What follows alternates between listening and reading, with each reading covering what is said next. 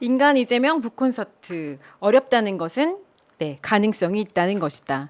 오늘 인간 이재명 함께 읽기 북콘서트 사회를 맡은 저는 소설 쓰는 문화기획자 최지혜입니다. 여러분 반갑습니다. 그야말로 이 책 좀 뜨겁습니다. 네, 이재명 후보자를 제대로 알기 위해서 민주당 내에서도 이 책을 좀 함께 읽고 권하는 게 유행이라는 이야기가 들려올 정도입니다. 말 그대로 출생부터 대선 후보자가 된 지금까지 이재명 후보자의 개인 서사가 오롯이 담겨 있는 까닭인 것 같고요. 특히 지금 페이스북에 게시되는 이재명의 웹자 서전에 이 책이 좀 토대가 된다는 것 때문에도 그 적확한 내용이 약간 회자가 되고 있는 것 같습니다. 그래서 오늘은 이 책을 읽으신 분들 그리고 읽으실 분들을 모두를 함께 아우르는 자리를 마련을 했는데요. 그 이야기 손님들과 함께 이 책을 한 챕터씩 좀 빠르게 읽어보는 시간을 가져볼까 합니다. 네, 책을 소개하는 동시에 좀 정리해드리는 시간으로 관심 있는 모든 분들께 편안하게 다가가 보도록 하겠습니다. 자, 1분은요. 인간 이재명의 문학적 고찰입니다. 오늘의 이야기 손님은 김주대 시인님이십니다. 시인님 인사 부탁드립니다. 네, 안녕하십니까. 반갑습니다. 네, 끝인가요? 예, 끝입니다. 인간 이재명을 조금 문학적, 철학적인 면에서 좀 고찰해 주십사 부탁을 드렸습니다. 왜냐면은 그 시인이시니까, 네, 우리가 또 이제 문학이 한 인간을 어떻게 다루는가는 늘 화두고 이야기돼야 되는 지점 아닐까요? 제가 네. 이 책 딱 처음에 받아들였을 때는 기대를 하지 않았거든요. 네. 근데 읽으면서 빠져 들어가더라고요. 아, 진짜요?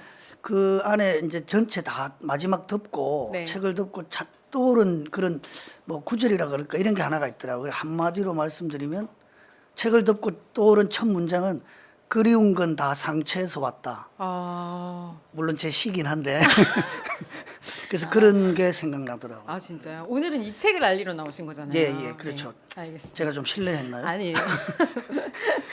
일단은 이 책에 대해서 조금 특별한 컨셉트를 좀 소개를 해드려야겠다는 생각을 하면서 준비를 했는데요. 제가 말씀드리는 것보다 이 책의 서문 일부를 조금 낭독을 통해서 여러분들께 들려드리고 싶어요. 오늘 낭독은 KBS 성우이신 문선희 성우님께서 조금 고생을 해주시겠습니다. 성우님 부탁드릴게요. 네.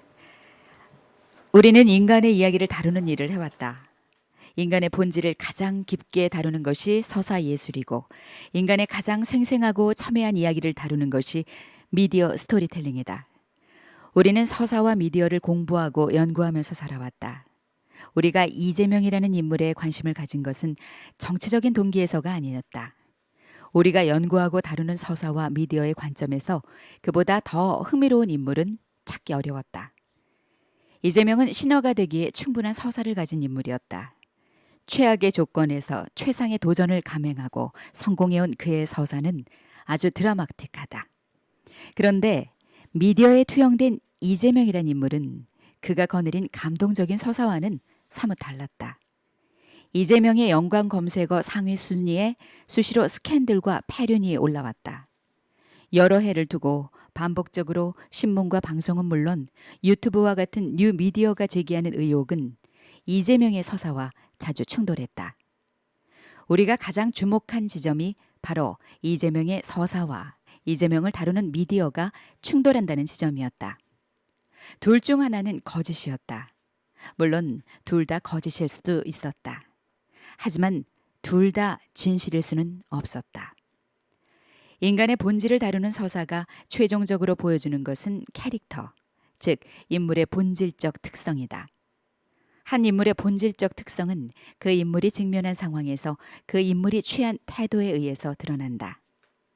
이재명이라는 인간의 본질적 특성과 전모, 서사문학에서 말하는 이재명의 캐릭터를 파악하려면 총체적인 텍스트가 필요했다. 이것이 이재명이다. 우리는 그렇게 말할 수 있는 총체적 텍스트를 만들려고 시도했다. 우리는 이재명을 좋아하는 사람이든 그렇지 않은 사람이든 이 책을 통해 한 인간의 서사적 캐릭터를 조금 더 정확하게 이해하게 될 수 있기를 기대한다. 처음부터 마지막까지 우리의 관심은 서사적 진실과 미디어의 윤리인 팩트의 사실성에 있었다. 이 책이 진실과 사실에 다가가는데 기여할 수 있기를 바란다.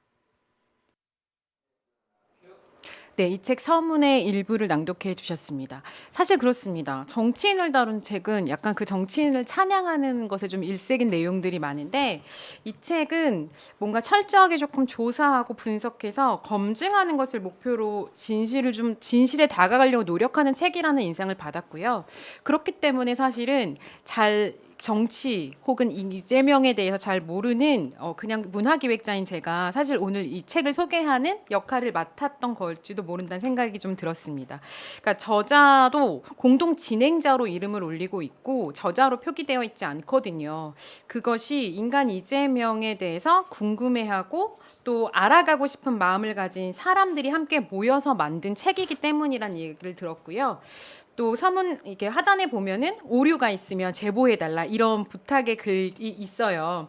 그래서 책을 읽는 독자들도 이 책의 저자로 참여할 수 있다는 이야기고 집단지성의 힘으로 결국엔 이 책이 계속해서 더 만들어지고 있는 진행형인 책이다 이렇게 얘기를 할 수 있다는 점에서 좀 독특한 형식이죠. 그리고 한 인간으로서 이재명의 삶을 총체적으로 보여주는 최초의 텍스트 언론에 의해 왜곡된 사실과 진실에 대한 검증의 결과물을 지향하고 있는 겁니다. 네.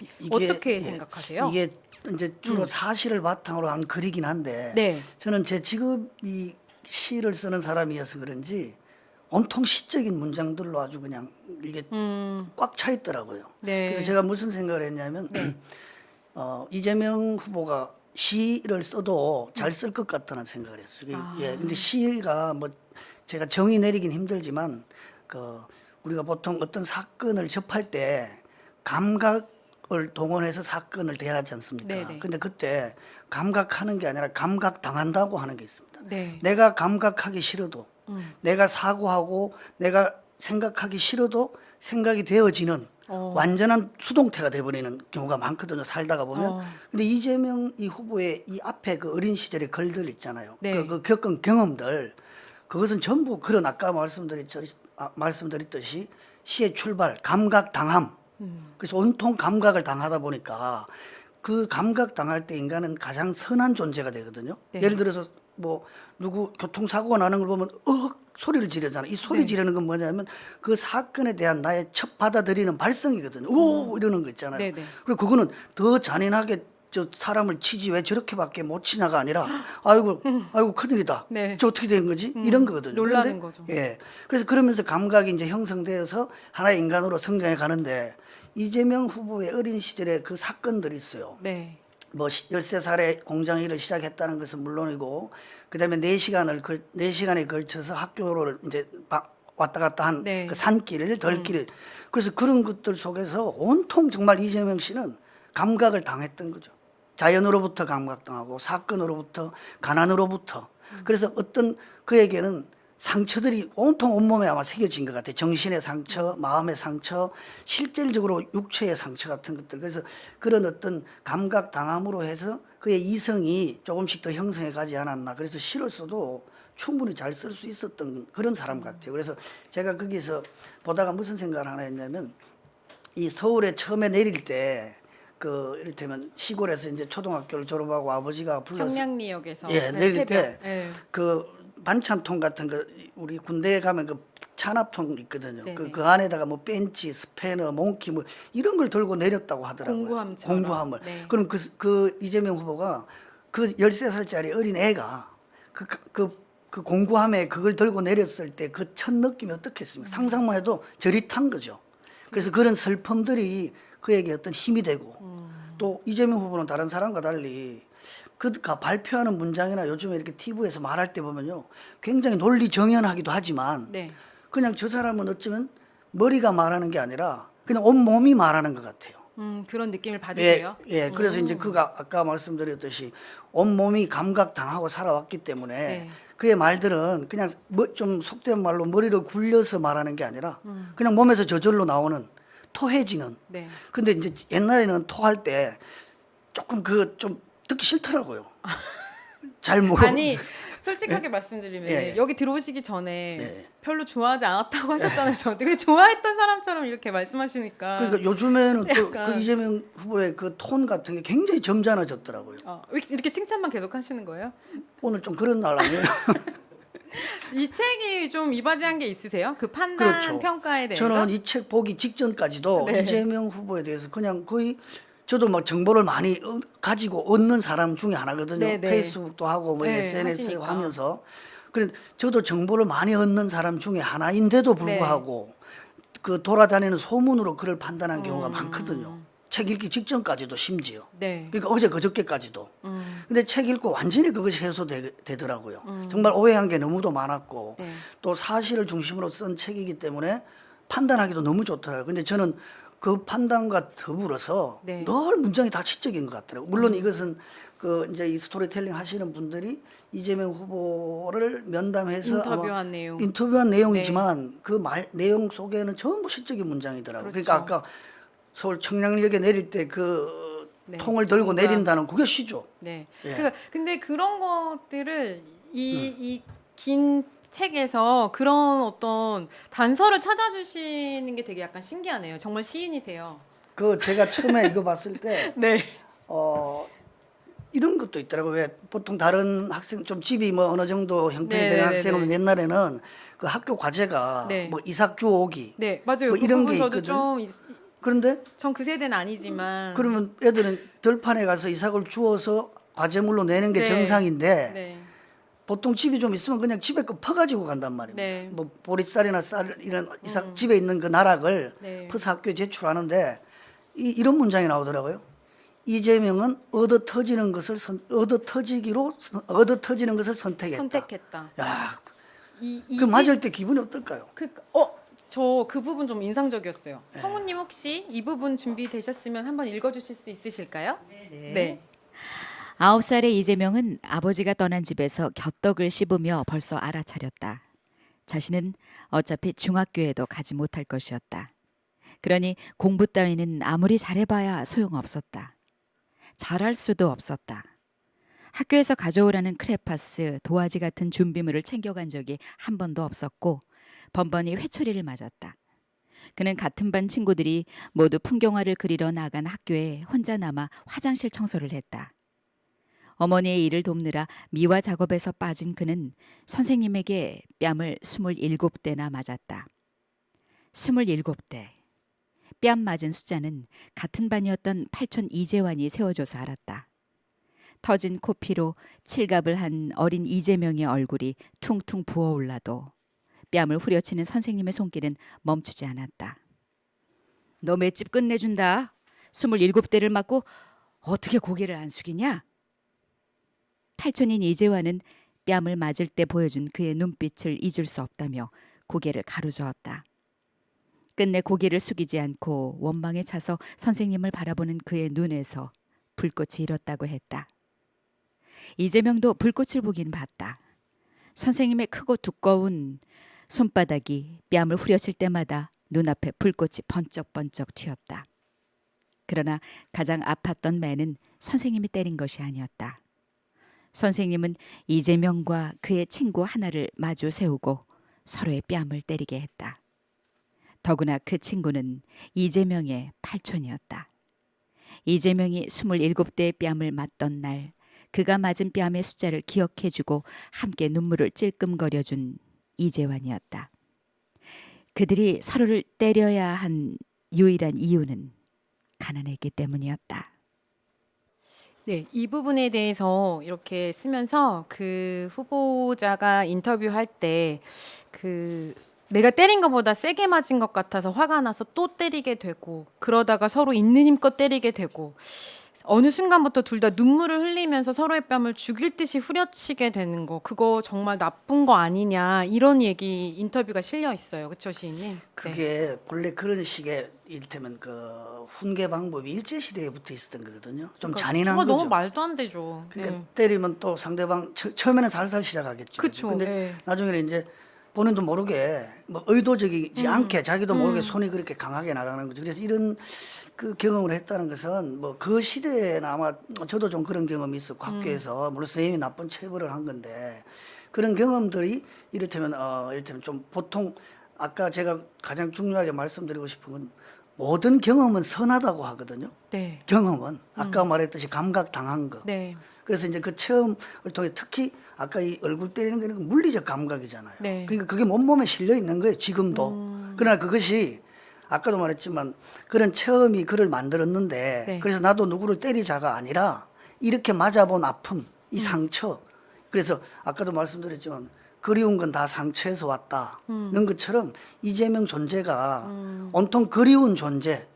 예를 들어서 정말 고향에 돌아가고 싶고 정말 시민들을 제대로 만나고 싶고 시민들을 그리워하는 거죠. 네. 이제는 좀 뭐 요즘엔 더 크게 나아가서 아마 국민을 만나고 싶고 그런 그리움들이 온통 그 체험들 때문에 네. 나는 이렇게 살았는데 이 좀 안 좋은 것은 좋게 바꾸고 좋은 것은 더 좋게 바꾸고 싶은 욕망이 강렬하게 들끓고 있는 것 같아요. 네. 그래서 이거 보통 뭐 대통령 되고 싶은 마음이 커야지 그 후보가 되거든요. 네. 그 욕심이 있어야 돼요, 그때는. 근데 그 욕심은 이성적으로 만든 게 아니라 이런 감각들을 통해서 내가 정말 좋은 대통령이 되어서 이런 제도는 없애야 되겠다는 게 아마 그때부터 좀 형성된 것도 같아요. 단순히 검찰에서 아주 우연하게 예. 그냥 돼야겠다. 그냥 그게 그렇죠. 욕망으로 나오는 게 아니라 그래서 이런- 시인님 말씀은 그렇죠.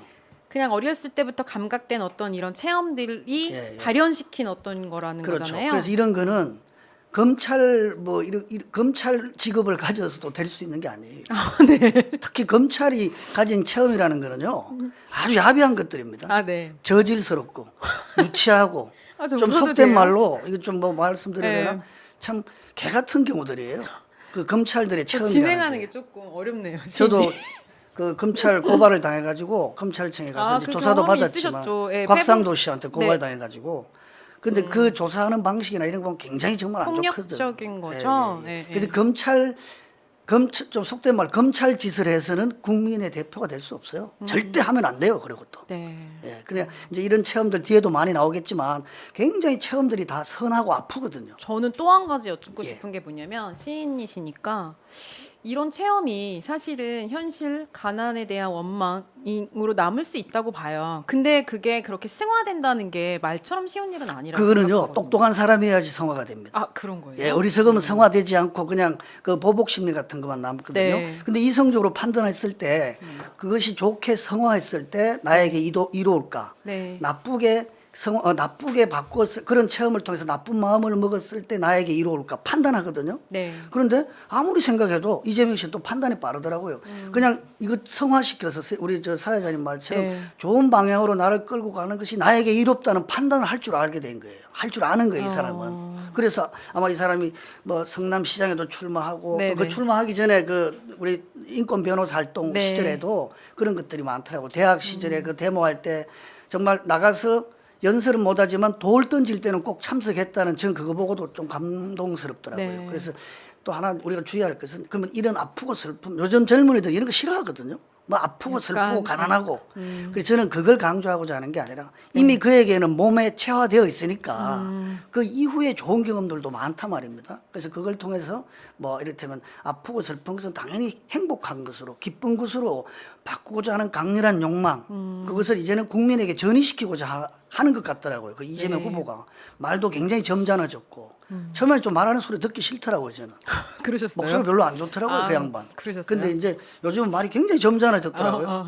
근데 이 얘기 좀 하나 더 덧붙여도 되나 모르겠네요. 네네네. 시간상. 네. 이게 좀 간사하다는 그런 어떤 눈빛이 있거든요. 간사한 눈빛이요. 예, 그다음 아. 웃음소리. 하여튼 시인님 괜찮으시겠어요? 그 얘기 좀 해도 되나요? 해도 됩니다. 그게 제가 말할 때 보면 네. 상대방이 말할 때 이러거든요. 이렇게 좀 뭐 폼 잡고 네. 예, 이재명 씨는 뭐 그래서 저는 그렇게 생각합니다가 아니라 지금 저도 말해도 됩니까? 이런 표정 있죠. 아. 이게 이재명 씨한테 굉장히 많았어요. 막 이렇게 말할 때 기자님 저도 나서도 됩니까? 그러니까, 그런 표정이 예, 이렇게 웃음과 웃음. 그럼 이 웃음 왜 웃는지 아세요? 왜요? 왜 웃을까요? 무서워서가 아니라 상대를 배려하는 거예요. 아, 그런 거요? 상대방 불편해질까봐 미리 자기도 모르게 본능적으로 겸손해져 버린 거예요. 그래서 겸손한 게 아니라 겸손해져 버린 사람이에요. 네. 왜? 어린 시절 자기보다 나이 많은 사람들과 공장 생활을 해야 되잖아요. 네. 그다음에 빠따 맞고 맨날 네. 맞아야지 편하게 자고. 그럼 거기서 자기가 어떻게 해야 됩니까? 선배가 13살짜리 어린애가 나이 많은 선배 그 공장 일하는 분들이 야 임마 이거 좀 가져와 이러면 네 제가 지금 가져가고 있습니다. 이게 아니고 예 제가 가져갈게 이래 되거든. 이 웃음 이 표정 그래서 이런 것들이 그에게 몸에 배어 있더라고요. 그래서 저는 처음에 인터뷰하는 거 보면 그런 웃음이 너무 많아서 저거 좀 고쳐야 되겠다 싶었는데요. 네네네. 요즘 완전히 달라졌더라고요. 뻔뻔할 정도로 아름다워졌어요. 근데 이게 좀 속대. 예. 그러면 그거는 정말 시인님 말씀처럼 똑똑한 사람인 거네요. 당연히 그렇죠. 그냥 네. 안 똑똑하면요 계속 그렇게 비굴하게만 바꾸지 가고. 못하는 그렇죠. 거죠. 성화시킨 거죠. 아주 아름답게 좀 강하게. 네. 예, 예. 뭐 그런 이러면 대답이 되셨나 됐나 네, 모르겠어요. 네, 맞는 것 같다는 생각도 들고 약간 예를 들어주시는 게 좀 예. 디테일해가지고 이해가 조금 잘 되고 있는 것 같아요. 자, 그 사실은 그 시인님 요 사진, 예, 그렇죠? 예. 우리 아, 첫 그거- 번째 챕터에 나온 그것 사진인데 때문에 엄청 막 엄청 예, 기자들한테 전화도 오고 네 오해도 많이 받으셨다고. 오해도 엄청 받았죠. 네, 이거 왜 이렇게 했느냐. 그거 있잖아요. 이게 네. 본래 이 사진 이제 흑백 아까 사진. 우리 저 시청자분들 보셨지만 네, 이게 본래는 흑백이 아니었어요. 그냥 칼라로 돌아다니는 사진이고. 네, 네. 근데 그 칼라로 돌아다니는 사진을 딱 보는 순간 제가 뭘 느꼈냐면 얼굴보다 이 카라가 더 크더라고요. 그래 그걸 보는 순간 네. 어떤 생각이 들었냐면 이게 시다 이런 생각이 들었어요. 지나치게 큰 옷이거든요. 그러니까 작업복이 아이들에 맞춘 작업복이 없으니까 없죠. 어른 작업복을 입은 거예요. 네. 그래서 이걸 또 우리 젊은 시청자들은 듣기 싫겠지만 이게 가난해서 그런 거거든요.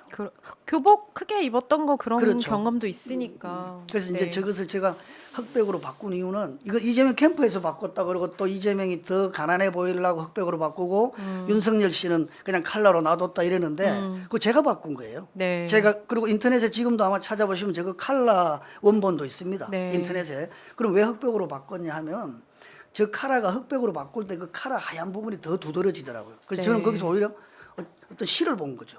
얼굴보다 큰 카라. 왜냐면 그림도 하시기 때문에 예, 예, 이미지가 말을 건네는 게 또 중요하신 분이잖아요. 그 저는 만약에 시인님은. 저것을 그림을 그리면 네, 유치하게 이재명 씨를 그리는 게 아니에요. 네, 자기보다 큰 것, 자기한테 닥쳐온 어떤 사건들 있잖아요. 감당할 네. 수 없는 사건들. 네, 그건 세상에 삶이라는 건 전부 사건들이거든요. 네. 우리 사회자가 저와 만난 것도 사건. 네, 이렇게 송출되는 이 방송도 사건. 사건이라고 해서 뭐 살인 사건, 뭐 고소 고발 사건이라는 의미가 아니라 세상의 일들 속에서 이게 네. 잔잔하게 지나가는 일들 속에서 그 사건들 속에서 더 도드라진 사건이 이제 이를테면 하나의 이벤트가 되는 거거든요. 네. 그 이벤트라는 건 이제 사건이 하나의 이를테면 흐르는 물에서 물고기가 튀어오르듯이 하나의 사건이 도드라진 건데 그 중에 하나가 이재명의 카라로 보였어요, 저는. 네, 이 도대체 이해할 수 없이 큰 것. 그러니까 그걸 보고 뭐 울컥하다는 사람도 있고 네. 내가 이제 페북에 올렸더니 너무 마음이 아프다 이런 사람도 있지만 저는 그래 쓸쓸한 것보다 이거 시다 이런 생각이 들었어요. 그래서 만약에 제가 그림을 그리면 우리 사회자님 말씀하셨지만 그림을 그리면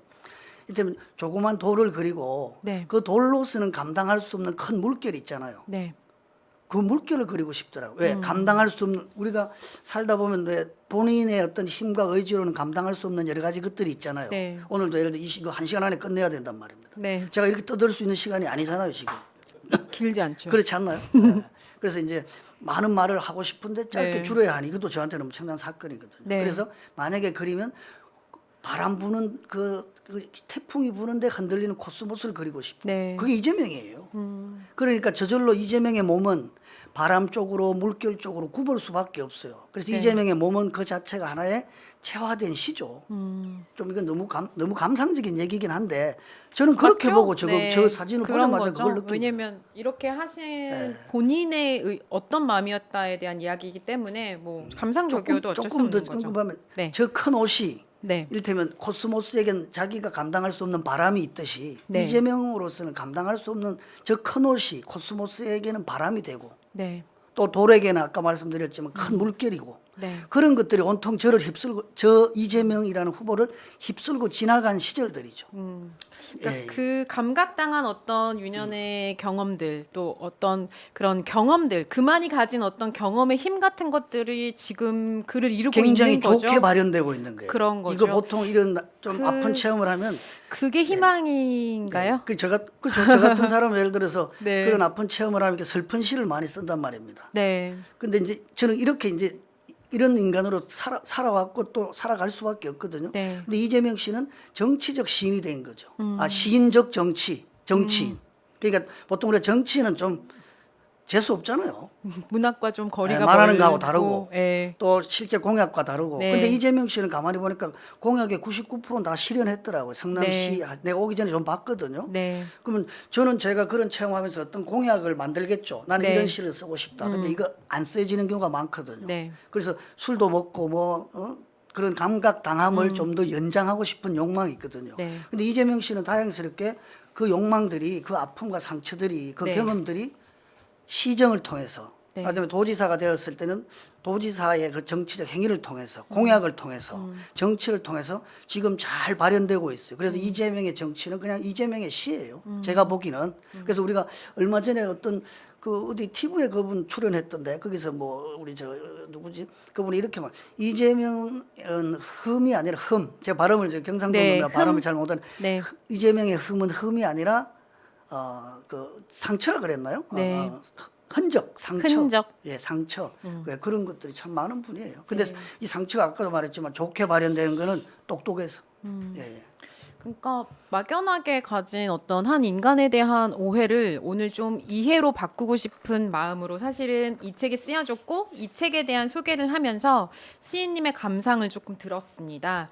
그래서 그 어렸을 때랑 그리고 또 이제 소년공으로서 살아온 시간은 조금 어느 정도 해소가 된 것 같고 저는 그러면은 얼마 전에 그 11월 14일에도 페이스북에 이 책에서 쓰러진 어머니를 안아 일으키며를 거의 전문을 올리셨어요. 예, 제가 전문 올렸죠. 네, 근데 그러면서 거기에다가 꼭 한번 읽어보고 판단하기를 소원한다고 밝히셨거든요. 이거요. 네. 이거 전문 올리면 책 잘 안 팔리잖아요. 이거 다 읽어버리니까. 그렇기도 하죠. 그래서 많이 제가- 스포가 되니까. 그래서 제가 출판사에 네. 좀 물어봤어요. 네. 이거 정말 다 올리고 싶다. 나 너무 충격받았다. 네네. 심지어 김주대라는 사람은 다른 사람보다 많은 정보를 접할 수밖에 없어요. 네. 저는 네네. 그래야지 또 글도 쓸 수 있지 않습니까? 그렇죠. 또 뭐 연재하는 네. 것도 있고 이런 거. 그런데 그런 저조차도 오해했어요. 네. 이재명이라는 사람을. 네. 이 책 읽기 직전까지도. 네. 근데 이거 반드시 올려야 되겠다 싶더라고요. 그래서 이제 제가 전문 올린 거거든요. 저도 사실은 이 부분을 소개하는 게 이 책을 소개하는 것에 이로울까를 고민을 했는데 사실은 시인님께서 이 부분에 대해서 얘기할 수 있는 기회를 주신 게 아닌가라는 생각을 했어요. 그래서 성님 저희 그 낭독 4번째로 넘어가서 그 부분을 한번 읽어주시면 아마 네. 같이 보시는 분들이 또 판단을 그러니까 할 이게 수 사실은 있지 않을까 제가 아무리 생각해요. 뭐 비유적으로 얘기하고 네. 그런 것보다 성모님 아까 네. 낭송하듯이 읽어드리면 아마 우리 시청자들이 가장 잘 이해할 것 같아요. 조금 길 수 있는데 이거 다 들었다고 책 안 보시지 말고 말이에요. 네, 예, 그럼요. 책 장사 네. 아니 책 장사하는 건 아니지만 네. 우리 성모님 목소리로 한번 들어봅시다. 네. 도저히 참을 수 없는 일은 엉뚱한 곳에서 벌어졌다. 이재명이 전화를 차단하자 쇠재영이 어머니를 찾아간 것이었다. 여러 해 전부터 어머니의 집에 발길을 끊었던 이재선이었다. 이재선은 어머니가 통장에 넣어두고 있던 노후자금 5천만 원을 빌려달라고 했다가 거절당하자 어머니에게 입에 담을 수 없는 거친 폭언을 퍼붓고 다른 형제들과도 멀어졌다. 그랬던 이재선 부부가 어머니를 찾아가 동생 이재명에게 전화를 걸어 자기에게 바꾸라고 요구한 것이다. 어머니는 전화 걸기를 거부했다. 그러자 이재선은 이성을 잃고 집에 불을 질러 죽이겠다며 어머니를 위협했다. 어머니는 셋째 아들이 정말 불을 지를지 모른다는 공포와 처참한 슬픔에 빠져 이재명에게 전화를 걸었다. 사정을 모르는 이재명은 반갑게 전화를 받았다. 엄마, 밥은 먹었어? 어머니는 하루 한 번 재롱둥이 넷째와 통화하는 게 가장 큰 낙이었다. 이재명이 먼저 하거나 어머니가 먼저 하거나 하루에 한 번씩은 꼭 통화했다. 이재명의 물음에 돌아와야 할 대답이 없었다. 평소 같으면 바로 들려올 대답이었다. 우리 시장 바쁘지? 내 강 좀에 전화해도 걔안나? 들려야 할 어머니의 그 목소리 대신 재선 형의 목소리가 전화기에서 흘러나왔다. 처음부터 욕이었다. 이재명은 잠자코 들었다. 제발 그 욕을 자기에게만 하고 어머니에게는 하지 않기를 바랐다. 그러나 셋째형 이재선은 기어코 어머니에게 패륜적 폭언을 퍼부었고 이상 행동은 점점 심해졌다. 형수는 아는지 모르는지 악화하는 셋째 형의 조울증에 방임했다. 쓰러진 어머니의 연락을 받은 형제들이 모두 어머니 집으로 달려갔다. 이재명도 울면서 달려갔다.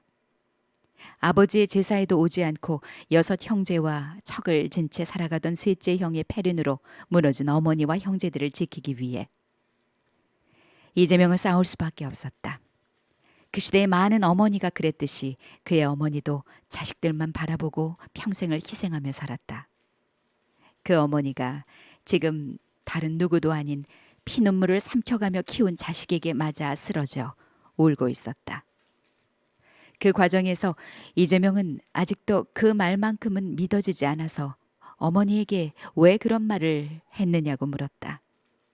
형수는 너무나 태연하고 침착하게 그리고 품이 넘치게 그건 고차원적인 은유죠. 은유도 모르세요? 라며 이재명을 조롱했다. 은유? 어머니에게 한 소리가 은유였다고? 그건 이재명을 향한 능멸이 아니었다. 어머니는 물론 가난해서 배우지 못한 시댁 식구 모두를 향한 능멸이었다.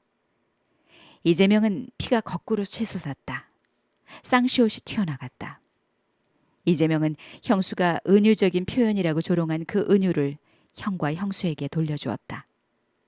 이재명의 쌍욕으로 알려진 그 욕설이 바로 형수가 말한 셋째 형의 고차원적인 은유였다. 이재명의 쌍욕은 셋째 형 이재선이 어머니에게 한 고차원적인 은유의 아주 일부를 돌려준 것일 뿐이었다. 아버지한테 맞고도 이를 악물고 봉투를 팔러 나갔던 어머니였지만 자식한테 맞고는 일어서지 못했다. 어머니는 병원에서 퇴원한 다음에도 두려워서 집에 들어가지 못했다. 겁에 질린 어머니가 신청한 셋째 아들 이재선의 접근 금지 신청은 법원에 의해서 받아들여졌다. 그래도 어머니는 여전히 공포에서 벗어나지 못했다. 자기 때문에 교회에 불을 지를까 봐 다니던 교회에도 가지 못했다. 한동안 이재명과 여동생 재옥이 어머니를 번갈아 모시고 살았다. 이재명의 형제들이 이재선 부부로 인한 충격에서 겨우 벗어나려고 할 무렵 상상치도 않은 일이 또 벌어졌다. 이재선이 자신의 패륜을 따지는 동생과의 통화를 녹음해서 이재명을 협박했다. 무릎 꿇고 빌어라. 아니면 녹음 파일을 공개하겠다. 이재명은 형의 협박에 굴복해 가족 비리를 용인하는 대신 집안의 치부를 드러내고 자신이 망신을 당하는 쪽을 선택했다.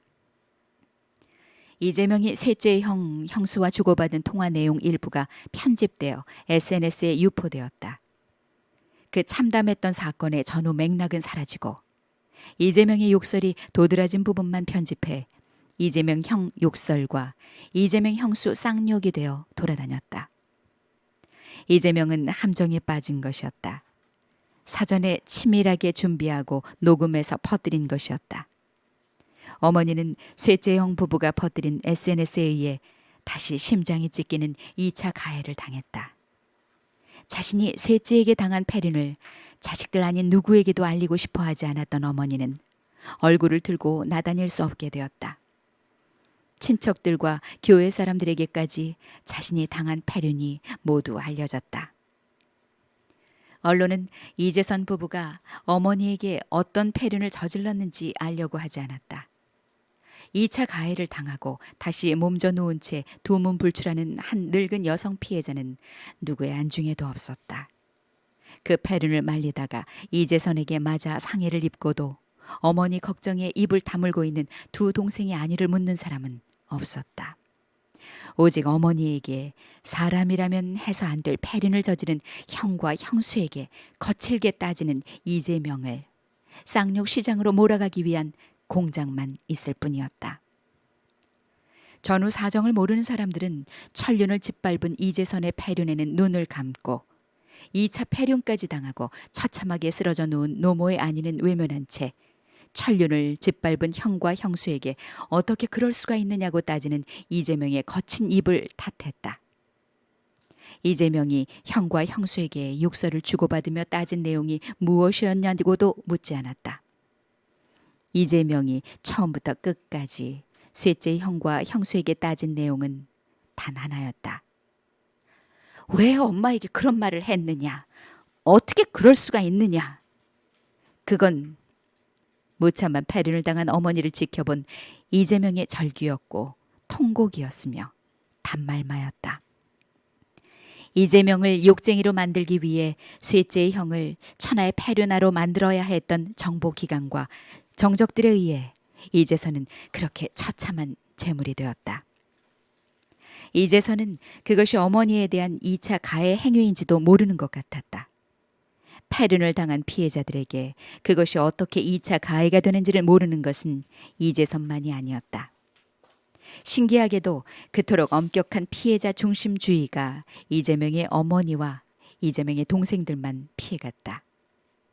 2차 가해 엄벌주의가 왜 어머니와 형제들을 향한 패륜 행위를 계속하는 이재선을 피해가는지도 알 수 없었다. 피해자들이 가난하고 배우지 못한 사람들이기 때문에 그래도 괜찮다고 생각하는 것인지, 아니면 이재명의 어머니고 동생들이기 때문에 그렇게 당해도 된다는 것인지 알기 어려웠다. 제가 잠깐 사회 볼게요. 아, 네. 갑자기요? 네, 질문하겠습니다. 네. 자, 만약에 우리 사회자님께서 어머니라면 어머니가 강도한테 폭행당할 때가 더 아플 것 같습니까? 아들에게 폭행당할 때가 더 아플 것 같아요? 아들이죠. 그렇죠. 네. 진짜 그 아들에게 폭행당한 어머니의 마음은 아마 천갈래 만갈래 찢어질 거예요. 남편한테보다도 아들이 더 그렇죠. 심할 것 예, 같아요. 예. 지나가는 네. 강도한테 칼에 찔리는 것보다 더 아프거든, 더 아픈 이야기거든요. 네. 근데 이거를 그러면 저 같으면요, 만약에 내 형이나 내 동생이 어머니한테 그런 뭐 폭행을 가했다면요, 저는 따지지 않고 바로 달려갑니다. 네. 칼 들고 달려갑니다. 더 말씀 안 하셔도. 좀 잔인한가요? 네. 진짜 칼 들고. 그런데 이거를 그 홍준표 마음이 뭔지는 알 것 예, 같아요. 네. 그리고 또 엄마는 얼마나 공포스럽겠습니까? 네. 도둑이 와서 훔치는 뭘 가져가고 강도가 와서 찌르는 것보다 자식에게 맞을 때 그 공포라는 건 말로 할 수 없거든요. 또 왜냐하면 이 책 내내 등장하시는 이 어머니의 그 캐릭터는 그냥 정말 그 시대에 자식들만 바라보던 남에게 피해를 끼치지 않으려고 노력하는 그 노모의 모습이거든요. 그 오늘 네. 아마 오늘 우리 방송에서 가장 중요한 부분이 지금 이 부분 같은데 오해를 좀 풀게. 근데 혹시 이런 생각하시는 분도 있을 것 같아요. 네. 그럼 이재선이 이재명 씨의 형, 네. 이재선이 어머니를 폭행했다. 네. 그럼 그 피를 이재명도 가지고 있지 않냐 이런 말씀하실 수 있잖아요. 좀 시청자들에게 미안하지만요. 네. 시청자도 모두 다 그런 폭력적 성향은 내부에 가지고 있습니다. 사람이라면? 저도 마찬가지고. 사람이라면? 그렇지 않으면 사람이 아니죠. 네. 그 폭력은 여러 가지로 발현되거든요. 고기를 먹고 싶어서 고기를 썰기도 하고, 네. 그다음에 물고기를 잡기도 하고, 그거 다 폭력 아닙니까? 네. 근데 이제 그것이 그러면 형제간에뿐 아니라 온 인류의 기본 성향이 폭력이 들어 있습니다. 네. 그것이 어떻게 발현되느냐의 문제인데, 이재선 씨에게는 좀 나쁘게 발현된 거고, 이재명 씨는 좀 좋게 발현된 거고, 당사자들을. 그다음에 또 예를 들어서 또 다른 뭐 시인은 시인으로 발현되는 네. 거고, 그런 폭력적 성향이 저도 뭐 시에 엄청나게 폭력적인 게 많이 있습니다. 뭐 심지어는 좀 속대 네. 그렇게밖에 정리할 수 없는 현실들이 있습니다. 그런데 이거를 홍준표 씨가 뭐 녹음을 틀어주면 끝난다고요? 네. 근데 홍준표 씨 이미 끝났죠, 그 사람. 그 사람 지금 후보로 계속 되나요? 아니요. 그다음에 또 그 대표 누구? 야당 대표 있잖아요. 네. 그 이준석 씨인가? 네. 그것도 또 그런 그따위 소리 한 것 같은데요. 그걸 틀어주자마자 그들은 끝입니다. 그리고 이건 이재명 씨가 한 욕이 아니에요. 다시 아무리 살펴봐도 알겠지만 이재명 씨가 한 욕이 아니라 형수가 어머니에게 한 얘기. 그걸 이제 그대로 사용을 그렇죠. 해서 왜 이렇게 했냐? 왜 여기서 말하기 좀 맞아. 왜 XX라고 했냐? 왜 XX라고 했냐 엄마한테? 자식한테 들어보면 얼마나 그게 힘든 저는 일이냐를. 그렇게 따지지 않고 어떻게 하겠어요? 저는 그렇게 따지지도 않습니다. 전화해가지고 근데 그냥 칼 들고 가는 거죠. 예. 저는 이쪽 스토리를 이렇게 보면서 저도 약간 이러한 그 2차 가해나 뭐 사실 그렇게까지 생각을 깊게 해보지 못했던 것 같아요. 네. 자, 또 한마디 더 할게요. 홍준표 씨가 그 녹음 틀어준다. 또 우리 야당에서 그 가족들을 건드린다. 네. 하는 거 그 자체도 폐륜적 폭력이에요, 사실은. 그러니까 그런데 그거를 제가 어디다 대고 이번- 윤리적 잣대를 갖다 그거를 대고. 이 책을 통해서 네. 조금 깨달았던 것 같아요. 그렇게는 생각을 못했었는데, 근데 이러한 이렇게 독자한테 이런 성찰을 주는 게 스토리텔링의 가치라고 생각을 해요, 시인이. 그쵸? 나는 이거 진짜 이거 읽어보고 이거 반드시 시청자들이나 우리 독자들이 네, 네, 네. 이거 좀 책을 뭐 못 사서 보는 경우도 있을 거잖아요. 네. 그래서 저는 이거 다 올려 이거 올리는 게 차라리 낫겠다. 내가 아무리 떠들어봐야 소용없고 그래서 이제 다 올리게 된 거거든요. 네. 사실 우리 성우님도 낭독하셨지만 네. 예, 이재명 씨 욕이 아닙니다. 네. 그리고 이거 무슨 뭐 비단 주머니 3개가 있다는데 그런 식으로 선거하면 안 되죠. 예, 남의 상처를 가지고 그렇죠. 욕설 하고 싶어요. 저도 갑자기. 저는 오늘 시인님이랑 이야기를 하면서 사실은 그 이 책의 앞단에 대한 이야기를 나누면서 어린 시절에서 이렇게 어머니의 이야기까지 오해를 조금 푸는 과정을 얘기하면서 그 약간 주제 넘게도 안 됐다 불쌍하다 수준에서 시인님이랑 얘기를 들어보니까 똑똑한 사람이구나라는 깨달음도 그렇죠. 얻게 된것 현명해야지 같아요. 이렇게 돼요. 예, 웬만하면 이런 경험하면요. 네. 예를 들어서 뭐 강도가 되거나 네. 그런 정도가 되겠죠. 이런 아픈 체험들이 도둑이 되거나 네, 네. 아니면 뭐 사기꾼이 되거나 아니면 뭐 검찰들 되겠죠. 그런데 이분은 정치인이 돼가지고 네. 이제 전 국민을 대상으로 네. 자신의 아픔의 상처를 성화한 그런 어떤 것을 보여주고 싶어한 강렬한 욕망이 있는 것 같아요. 대통령은요 하늘이 만들지만 되고자 하는 사람이 되는 거잖아요. 그냥 이렇게 뭐 억하심정 가지고 대통령 되려는 사람도 있잖아요. 네. 검찰 할 때 뭐 민주당인가 무슨 당이 저는 민주당원도 아니거든요. 네. 예. 그 무슨 당이 뭐 말이야 뭐 자기들을 그렇게 핍박해서 네. 이것을 좀 되갚고자 네. 검찰하고 바로 나와서 대통령 하려고 하는 그런 나라가 있나? 이건 미개 국가 같아요. 그래 그런 사람은 대통령 되면 안 되죠. 제가 뭐 여기서 선거운동하러 나온 건 아니지만, 네, 네. 예, 뭐 하여튼 사실 그런 왜냐면은 그 캐릭터에 대한 분석을 워낙 하셨어가지고 사실은 더 많이 알고 계셔서 시인님 이렇게 말씀해 주실 수 있던 것 같고 사실 좀 엄청난 캐릭터긴 해요. 그냥 그렇지, 캐릭터만 볼 이 때도 책 자세히 예. 보면요 이재명 어머니하고 이재명 씨하고 네. 이재명 후보하고 가족들 중에 제일 많이 닮아서 거의 똑같아요. 어머니는 여자고 이재명 씨 네. 남자지만 아주 눈매나 코, 입, 선들 똑같습니다. 그 어머니는 참 선하신 분이잖아요. 일만 하고 맞아요. 그게 그대로 있다니까요. 그래서 네. 이 이재명 후보가 엄마를 생각하는 그리고 늘 그렇게 다정하게 표현하는 그렇죠. 또 이 사람 이재명 씨 내가 처음에 좀 싫어한 거는 약간 간사해 보였어요. 네. 표정들이. 근데 네. 이제 가만히 생각해 보니까 저도 그런 거 있거든요. 아까 왜 말할 때 이렇게 웃는 거? 그렇죠. 네. 근데 그것이 이 사람에게 만들어진 거고 그런 웃음 속에서 이 사람의 이 코 부위라든지 요 입술 주변에 몇 부위가 만들어졌더라고요. 지금 가만히 자세히 여기 오기 전에 또 네. 봤는데 그래서 이 사람은 그것을 선하게 현명하니까 어리석은 사람은 그렇게 성화가 안 되거든요. 굉장히 똑똑하더라고요. 석 달 공부해서 중학교 과정 맞춰버리고 그렇죠. 네. 뭐 그거 아무나 6개월 못하는 공부해서 일이죠. 고등학교 과정 네. 맞춰버리고 그다음에 사법고시도 굉장히 뛰어난 빠르게. 성적으로 되고 판검사 될 수도 있는데 변호사를 선택했고 그렇죠. 그리고 이 책 보고 나서 뭐 사랑까지는 아니더라도 좀 좋은 사람인데 나는 옛날에 이런 거 있었어요. 그 어떤 카피를 쓰면 네. 저 문재인 대통령 같은 사람 보자 해가지고 네. 뭐 제 친구도 지금 뭐 거기서 뭐 연설문 쓰고 있지만 네. 그거 한번 해보고 싶다. 저런 매력적인 문재인을 좀 매력적으로 봤거든요. 네. 점잖잖아요. 가장 큰 네. 문재인의 요금 뭔지 혹시 아시나요? 점잖다고요? 예, 문재인 씨가 문재인 대통령이 네. 홍준표 씨한테 한 가장 큰 욕이 뭔지 알아요? 뭐였어요? 이보세요. 아, 이보세요. 예, 그 정도. 이보세요? 예, 이보세요. 야, 그러니까 그걸 근데 저 같으면 어떻게 지금 해도 되나? 이런 씨. 거기까지만. 예. 거기까지만. 네. 근데 이거 지금 가만히 아무리 봐도 이재명 씨하고 어머니가 똑같이 생겼어요. 한번 여러분들 책 사면 첫 표지 보시면 네. 알아요. 책 표지 이렇게 딱 보면 똑같아요, 이렇게. 어머니하고 네. 형제들보다 더 많이 닮았더라고요. 맞아요. 어머니 피를 가장 많이 받았어요. 오늘 저는 이 책을 소개하면서 사실은 그 시인의 시선이 한 인물을 어떻게 소개할 수 있는가에 대해서도 조금 매력을 느꼈던 것 같습니다. 그러니까 이 책을 읽기 전에 인간 이재명에게 갖고 있던 오해가 시인님도 많이 풀리셨다고 하니까 아마 많은 네, 분들께서 완전히 풀렸어요. 완전히 풀리셨어요. 권하실만 하세요? 그래서 이거 다 뺏겨가 진짜요? 페이스북에 올렸더니 굉장히 많은 사람들이 퍼가더라고요. 뭐 워낙 200, 페북에서 300 리트윗 되고 네. 이러더라고요. 그러니까 아마 한 몇십만 명은 받겠죠. 그분들이 또 전달하면 뭐. 네. 그렇다고 제가 이재명 후보 지지하고 뭐 이렇게 그런 건 그쵸, 안 합니다. 그러신 저는 그냥 거죠? 식사해야 되는 사람이니까. 뭐 이 사람이 돈 줄 것도 아니고 저한테. 그렇죠. 사실 문학은 사람을 그렇게 이용하지 않죠. 우리 지금 끝나가지 않아요? 네. 그 한 개만 더 얘기해도 되나요? 그러세요? 그 점치는 거 있잖아요. 계속 나와요. 왜냐면은 너 잘 될 거야라는 네. 어머니가 이재명한테 이재명 후보님에게 그렇게 전바치의 얘기해요. 얘기를 네. 어머니가 자식한테 전달하잖아요. 네, 계속 내가 점쳤더니 잘 너 잘 될 거다. 된다더라. 예. 점치는 행위는요. 부자가 점을 치러 가는 것은요. 그 네. 부유함을 유지하기 위해서 권력. 바라는 걸? 예, 참 싸가지 없는 전복이죠. 그런 사람들 있잖아요. 점쟁이 옆에 두고 뭐 맨날 뭐 이렇게 보여주고 뭐 이런 것도 있잖아요. 네. 근데 가난한 사람이 점 보는 거는 뭔지 혹시 생각해 보셨나요? 글쎄요. 희망을 잃지 않으려는 몸부림이에요. 그거는. 그런 그래서 점이라고- 믿음이라도 주고 싶은 거죠. 그러니까 어떤 페북 보니까 또 이러더라고요. 이재명도 점 좋아하네. 이재명 엄마도 이런 소리 하더라고요. 그래서 제가 다른 거 같은데. 그 말했잖아요. 가난한 사람들의 전복에는 희망을 잃지 않으려는 네. 몸부림이라고요. 아니 저도 근데 가끔 희망을 얻고 싶을 때 볼 때 있거든요. 윤석열 씨가 이렇게 왕자 쓰고 돌아다니고 네. 이런 것이 희망을 잃지 않은 몸부림이겠습니까? 권력을 유지하려는 초한 욕망이죠. 아, 네. 그런 거 더럽다고 하거든요. 네. 예. 제가 오늘 뭐 좋은 얘기를 해야 되는데 자꾸 그러니까요. 화가 나더라고요. 지금도 막 화가 안 풀려.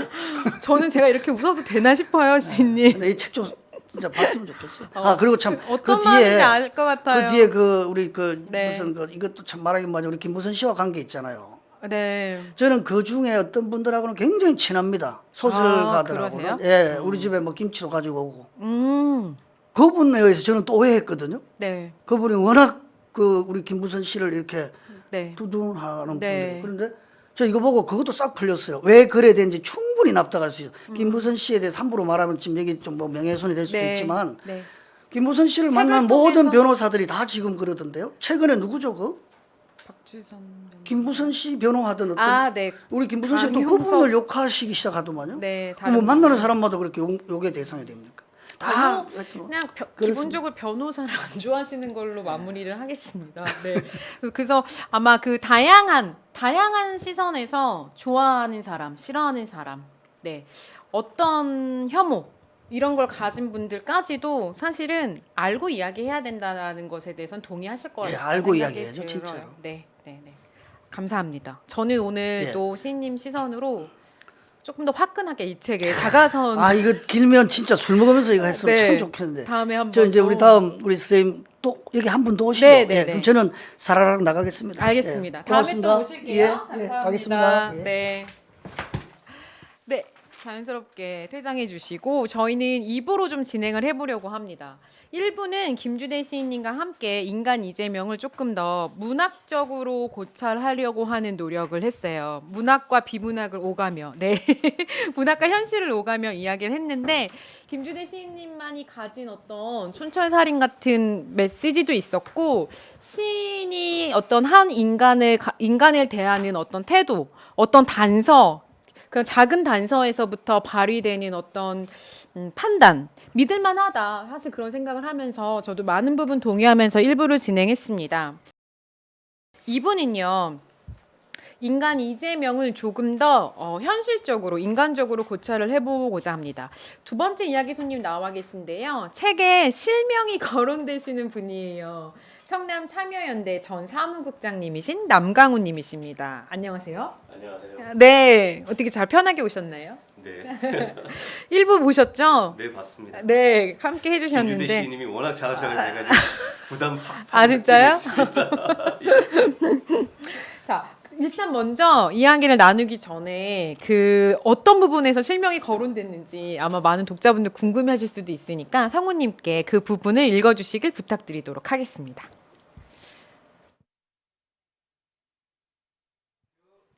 절실하지 않으면 이룰 수 없다. 이재명이 사법고시에 최종 합격한 겨울 그의 아버지는 세상을 떠났다. 1986년 11월 23일이었다. 그날은 이재명의 생일이었다. 아버지가 숨을 멈춘 시각도 그가 태어난 시각과 똑같았다. 아버지는 공교롭게도 그가 태어난 그날 그 시각에 맞춰 세상을 떠난 것이다. 아버지, 저 사법고시에 합격했습니다. 이재명이 병상에 누운 아버지에게 그렇게 말했을 때 아버지는 아무 말도 하지 못하고 눈시울을 적셨다. 그의 손을 잡은 아버지는 곧 눈물로 볼을 흠뻑 적셨다. 이재명은 아버지의 100일상을 며칠 앞둔 1987년 3월 2일 사법연수원에 입소했다. 연수원 18기였다. 연수원생들에게는 월급이 나왔다. 나라에서 주는 첫 월급이었다. 이재명은 첫 월급으로 아버지가 좋아하던 술과 담배를 사서 아버지의 산소에 인사를 드리러 갔다. 아버지의 산소에는 어느새 파릇파릇 잔디가 돋아나고 있었다. 2번 절을 올리고 술도 듬뿍 따라드렸다. 담배에 불도 붙여 놓아드렸다. 참으로 야속하고 원망스러웠던 적도 많았지만 아버지는 아버지대로 최선을 다한 삶이었다. 아버지는 그처럼 지독하게 일하고 수전노처럼 모은 돈으로 그의 가족들에게 성남 상대원 비탈에 집 한 채를 마련해주고 떠났다. 물론 그 집에는 아버지뿐만 아니라 어머니와 칠형제 모두의 땀과 눈물이 스며 있었다. 산소에 다녀온 이재명은 남은 연수원 월급을 떼어 어머니에게 드렸다. 어머니는 그 지폐를 쓰지 않고 부적처럼 오래 지니고 다녔다. 이재명이 연수원에 들어간 1987년 한국 사회는 민주화 대투쟁의 물결에 휩싸였다. 연수원을 마치고 공부하러 들른 흑석동 캠퍼스는 독재 타도와 민주 쟁취를 외치는 후배들의 외침으로 가득했다. 도서관에 앉아 공부하는 그에게 들려오는 후배 학생들의 우렁찬 함성은 한국 사회의 밝은 미래를 예고하는 서곡처럼 들렸다. 그는 도서관에서 나와 서로 툭탁거리는 열혈파 안희만과 온건파 남광우를 비롯한 후배들을 함께 불러 막걸리를 사주었다. 여기에서 도서관에서 나와서 그 툭탁거리던 열혈파와 온건파가 있는데 그 중에 온건파신 거잖아요. 예. 이 평가 어떻게 생각하십니까? 뭐 저의 기질을 갖다가 그대로 이렇게 담은 그 형용사라고 생각을 하고요. 네. 아시겠지만 1987년 요랑쟁이 있었던 그 해였습니다. 이재명 후보가 자기의 사회적 어머니는 광주라고 표현을 몇 번 했었어요. 네. 광주 민주화 운동의 참상을 알고 나서부터 이제 네. 사회 의식이 끼었다라고 얘기했고 그 당시에 했던 뭐 저도 학생 시절에 저희가 이제 그 군부 독재 청산과 그 다음에 민주주의를 더 확대해야 된다 이런 구호를 외쳤던 시기에 연수원 1년 차였던 걸로 제가 기억하는데 가끔가다 공부하러 이제 학교 도서관에 오셨었어요. 또 그러다가 이제 그 학내 집회나 시위가 있으면 같이 이렇게 짱돌도 던지고 네. 끝나고 나서 이제 학교 앞에 그 먹자골목 가서 후배들하고 같이 어울려서 뭐 시국 토론도 하고 그 다음에 또 이렇게 그 운동권 노래도 같이 부르고 그랬던 그 기억이 있습니다. 아주 연수원 다닐 때도 정의감이 있었기 때문에 네.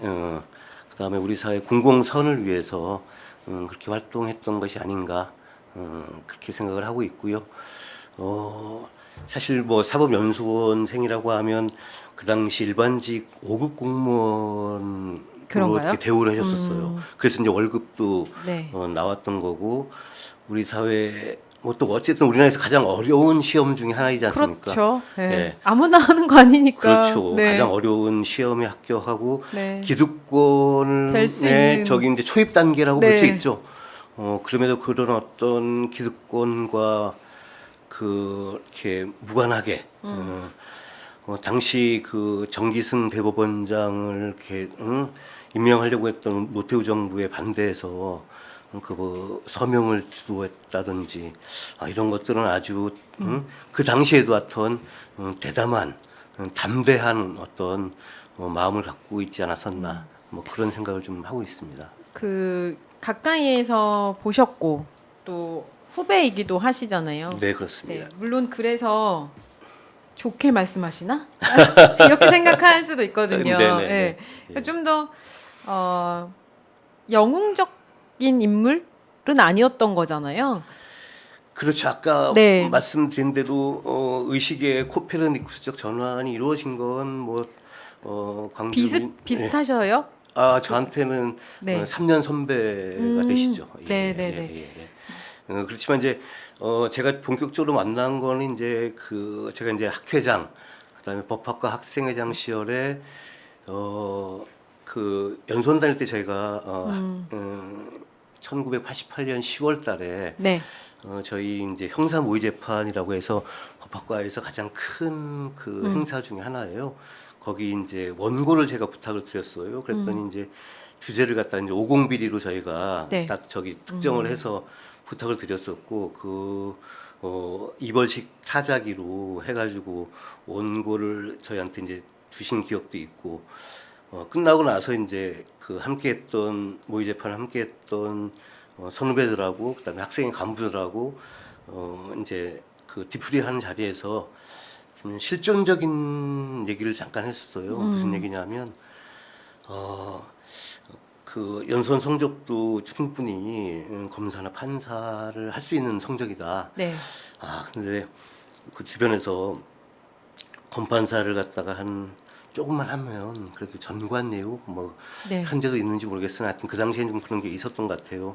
그러면 오히려 더 인권 변호나 아니면 노동자권 변호 이런 걸 더 잘할 수도 있지 않냐 뭐 이런 얘기가 하는데 좀 고민이다. 진짜 실존적인 고민을 얘기하더라고요. 네. 저희가 그러니까 그때 그 고민은 예. 그 검사를 할 거냐 변호사를 할 거냐 이런 고민인 거예요? 그러니까 하더라도 어떻게 하면 좀 더 잘할까? 검사를 하다가 변호사가 되면 조금 더 유리한 측면이 그렇죠. 있다고 봐야 되는 그래서 건가요? 네. 더 많은 사람들한테 이렇게 노동사건, 시국사건, 뭐 인권 관련된 것들을 더 잘할 수 있을 텐데 하는 잠깐 실존적인 고민. 그 다음에 모친의 기대가 조금 있었던 것 같아요. 맞아요. 그 책에 보면 그런 게 나와요. 연수원 성적이 상위권이어서 네네. 합산해도 현직으로 나가기에 충분한 성적이었고 네네. 그걸 포기하는 게 되게 어려운 사실 개인에게는 어려운 일이고 네네. 특히 말씀 주신 것처럼 그 판사가 되면 엄마가 되게 좋아할 텐데 네네. 검사도 잘할 자신이 있었는데 네네. 사실 그런 생각을 했었는데 네. 대학 때 이렇게 운동권 열심히 하던 친구들에게 약속한 게 있었다고 네네. 나와 있거든요. 예. 네. 동기분들도 그렇고 이영진 선배를 비롯해서 네. 그다음에 그 같은 과 동기분들이 이제 학생 활동을 네. 하셨고 그다음에 이분이 연수원 시절에 그 노동법학회라고요. 좀 뜻맞는 분들하고 함께 우리 사회 그 당시 약자인 노동자들 뭐 네. 이런 분들을 위한 그 노동 판례도 공부하고 뭐 이랬던 그 경험도 있었던 것 같고 또 하나는 하여튼 뭐 저는 아마 제조에 있었어도 잘 했을 거라고 생각을 해요. 무슨 얘기냐면 검사 15를 고향 안동에서 했었는데 네네. 그 당시 청장께서 되게 그건 이제 제가 본인 입으로 직접 들은 얘기인데 진짜 그 검사 15를 잘해가지고 당신은 검사 체질이다 뭐 이런 얘기를 했다는 거 책에도 나옵니다만은 그 얘기를 제가 이제 연수원 날 때도 들었었고 뭐 그럼에도 불구하고 본인이 이제 그 연수원 시절에도 되게 가장 뭐 가난한 그 당시 사법 연수원생들도 꽤 뭐 중산층 이상들의 사람들이 굉장히 많았다고 그러더라고요. 네.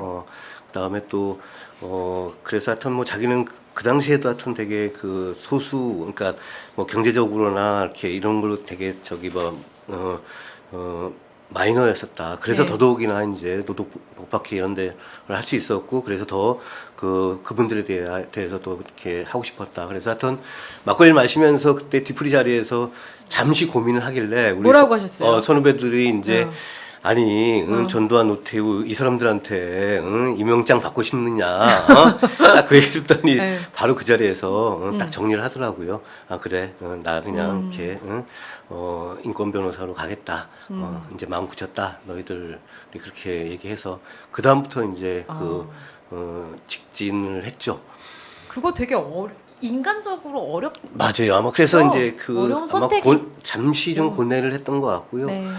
89년 3월 달에 이제 그 성남의 구시청 삼거리에서 이제 그 변호사 개업을 하셨어요. 그러면은 바로 성남으로 이제 정말 그 네. 고향 같은 곳이니까 네네. 성남으로 와서 바로 예. 변호사로 개업을 하신 거죠? 네, 그렇죠? 맞습니다. 어.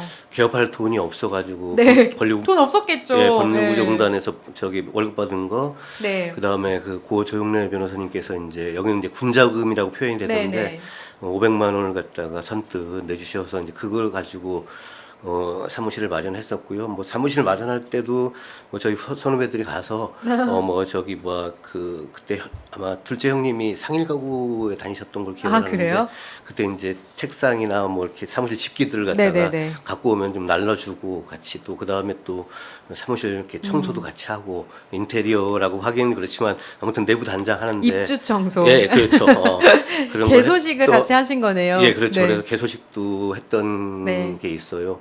지나고 보니까 참 네. 세월이 금방이죠. 예, 34년 전에 처음 만났었고, 뭐 네. 이재명 후보의 청년 시절, 그다음 중년 시절, 이제 작년 시절까지 봤습니다.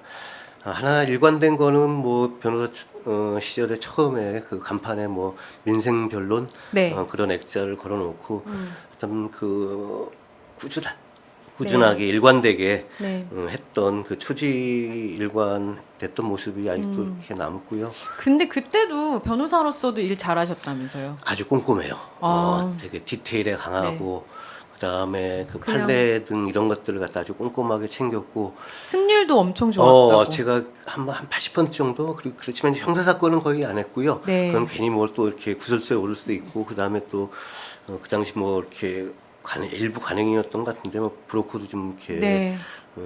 하고 그래서 그런 거의 대부분 다 민사 사건 중심으로 했고 뭐 그래서 번 돈 가지고 이제 한 3년 이제 거의 뭐 초창기 때부터 2000에 노동 상담소도 열었었고 그다음에 또 상담소 그 뭐 이렇게 돈은 안 되는 사건이 많긴 했으나 그 번 돈의 그 상당 부분을 뭐 지역의 그 단체들 후원금 뭐 행사 있으면 또 후원금도 이렇게 기부도 했고 네. 그다음에 그러니까 또 예. 그 당시에 이제 성남에서 정말 우리 변호사님 했다는 이야기.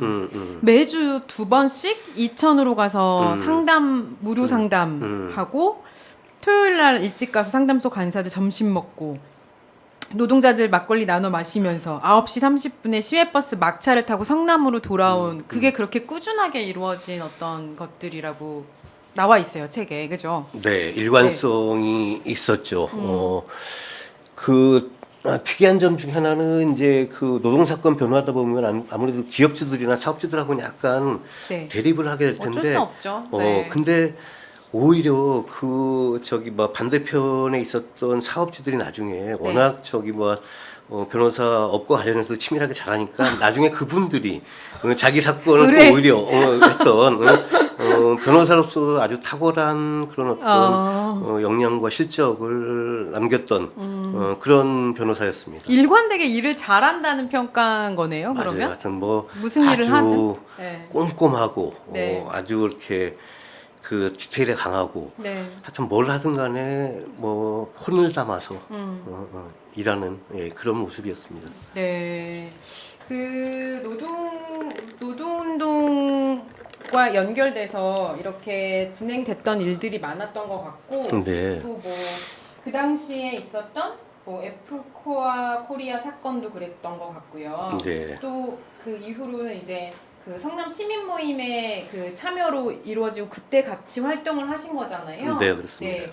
약간 뭐 그 자본 20억 줄 테니까 뭐 이렇게 회유하고자 했던 제안도 있었을 때 우리가 양심을 팔려면 얼마를 받아야 할까 이런 질문을 던졌다는 이야기들이 좀 인상적이었던 것 같아요. 네. 네.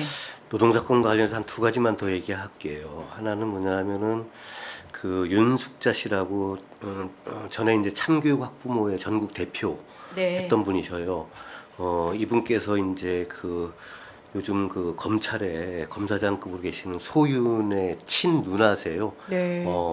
이분이 이제 시국 사건으로 구속됐을 때 네. 아마 변호사 시절에 세 번째 맡은 사건이 윤숙자 선배가 이제 노동 사건으로 구속당했을 때 네. 소윤의 그 친누나 그때 변론을 했던 걸로 제가 그건 이제 저는 또 법정에 있었기 때문에 네. 같이 갔기 때문에 그때 기억이 나고요. 그래서 뭐 그 어머니께서 막 그때 실형이 선고되니까 막 그렇게 검사나 판사들한테 항의했던 그런 기억들. 그다음에 에프코아 코리아는 이제 일본계 기업이었어요. 네. 제가 알기로 외자 유치로 인해서 네.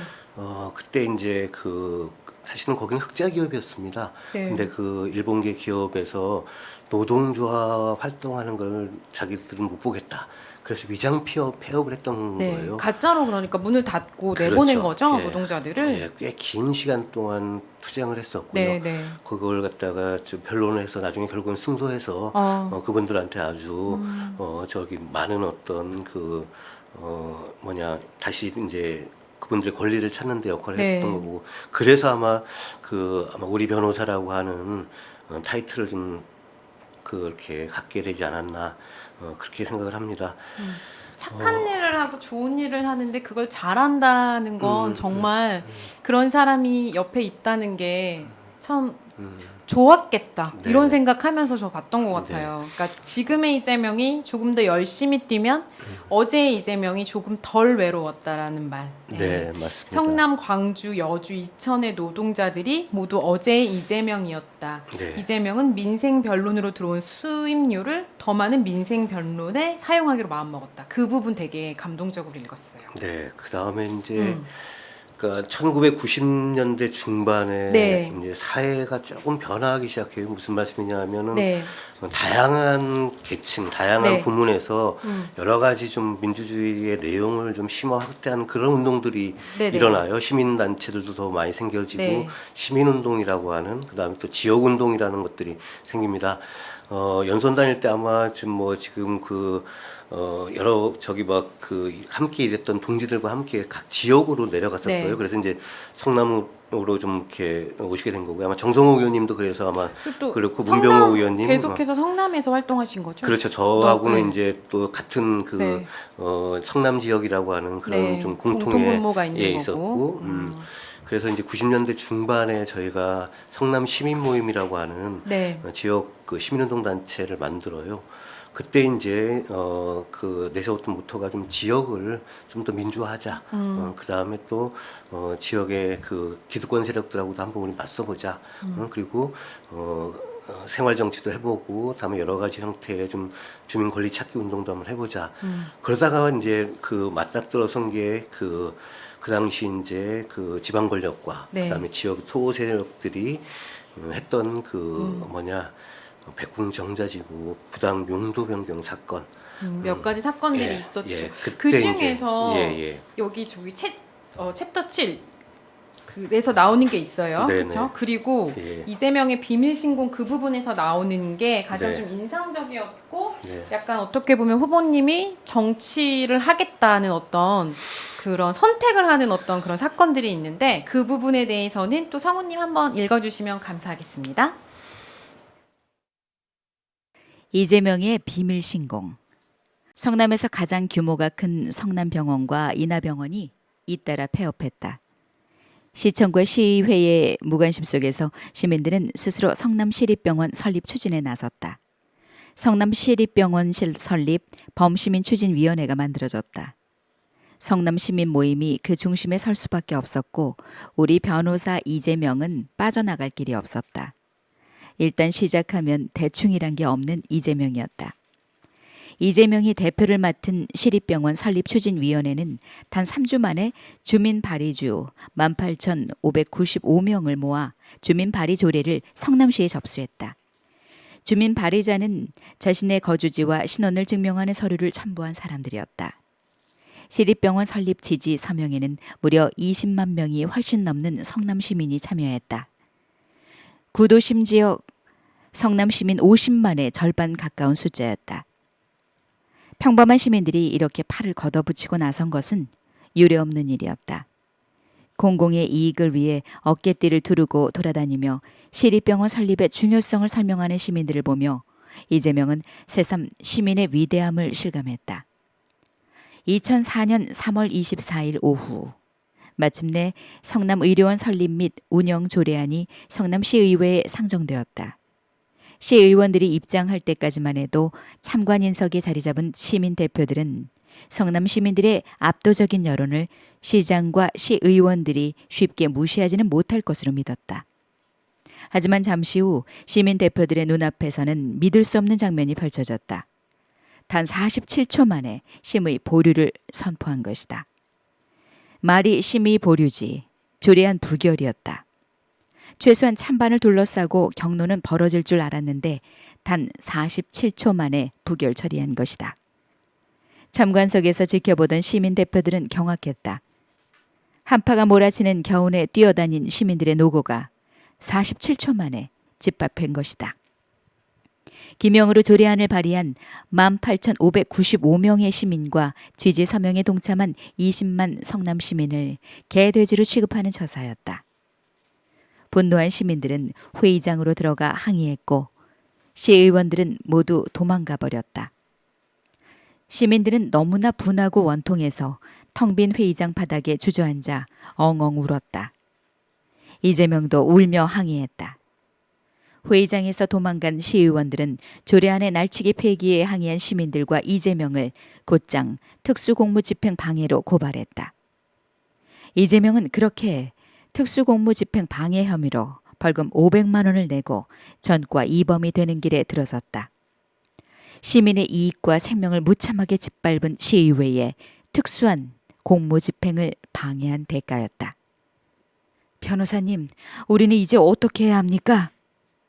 여자 이름을 가진 인하병원의 남자 부위원장 정혜선의 손을 마주 잡고 울며 이재명은 말했다. 우리가 만듭시다. 썩을 대로 썩은 기득권 카르텔이 장악하고 있는 시와 시의회에 공익과 정의를 기대하는 것은 돼지에게 사슴 낳기를 기대하는 것과 같았다. 어떻게 해요? 우리가 시작합시다. 저 쓰레기 같은 놈들 싹 몰아내고 병원 만듭시다. 이재명이 정치 참여를 결심하는 순간이었다. 하지만 이재명이 직접 정치를 하겠다는 것은 아니었다.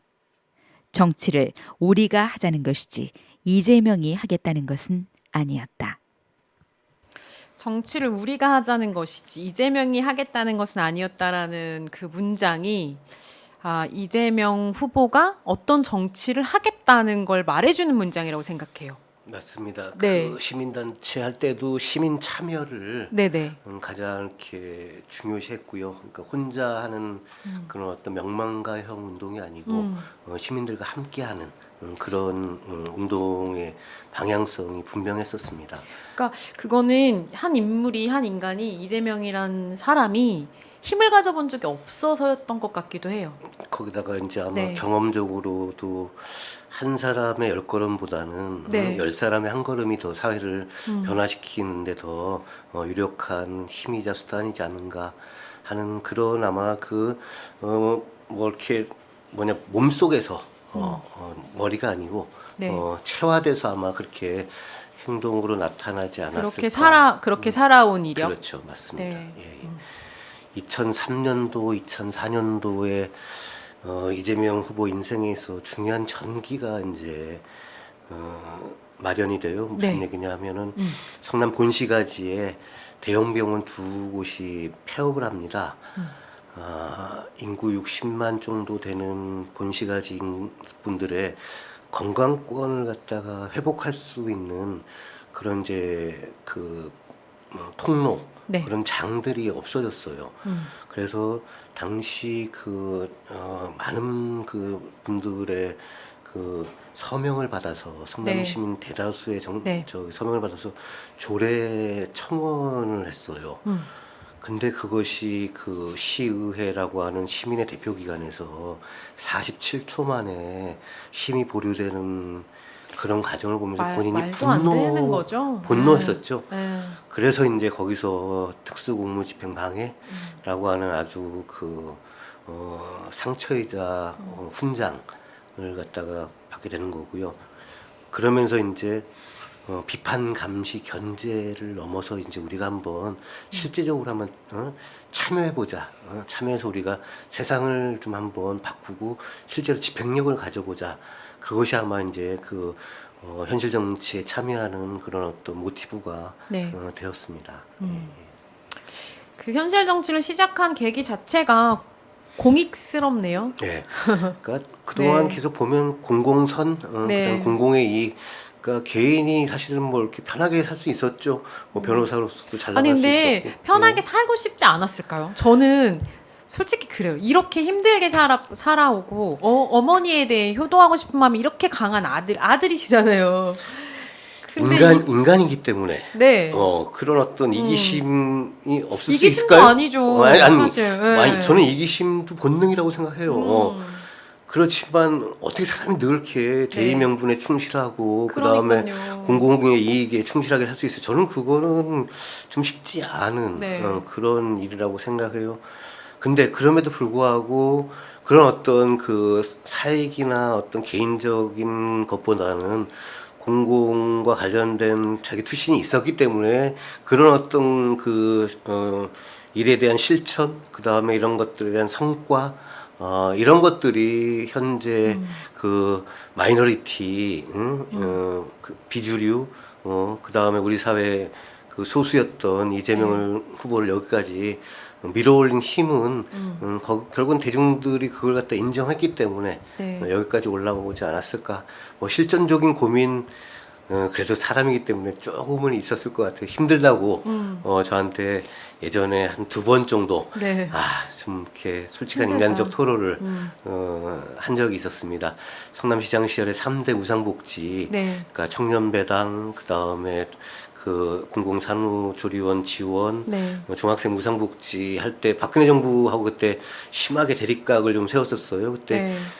국회 보건복지위원회 국정감사를 가고 끝나고 나서 네. 이제 그 세종시에서 저녁을 같이 먹는데 참 저한테 좀 여기서 그만할까라고 하는 인간적인 고뇌 그런 얘기를 좀 한 적이 있었어요. 왜냐하면 정치라는 게 어떨 때 보면 스포트라이트도 받지만 네.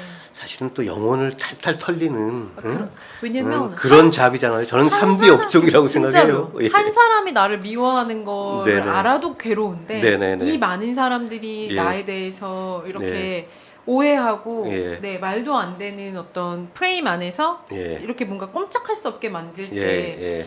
와, 그건 얼마나 괴로울까? 사실 그런 생각 하거든요. 그러니까 이게 참 음.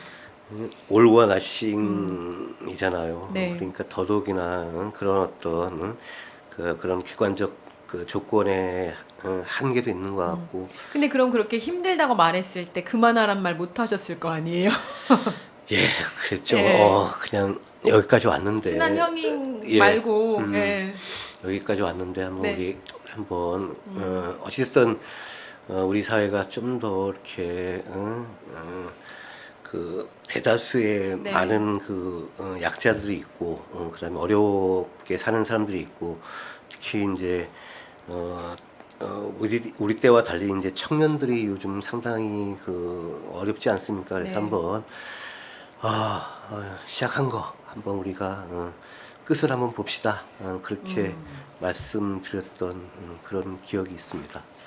자, 이 부분 한번 같이 읽으면 좋을 것 같아요. 네, 네, 송은님 부탁드릴게요. 거짓이 진실을 이길 수 없다. 세상은 슬픔만 주지도 않지만 기쁨만 주지도 않았다.